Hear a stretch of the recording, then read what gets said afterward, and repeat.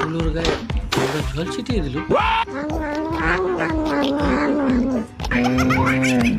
আবার আবার জল ছিটল।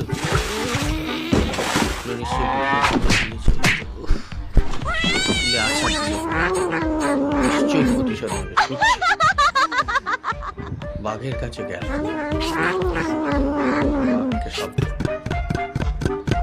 বাঘ শরীর থেকে আসছে, ভীষণ লড়াই।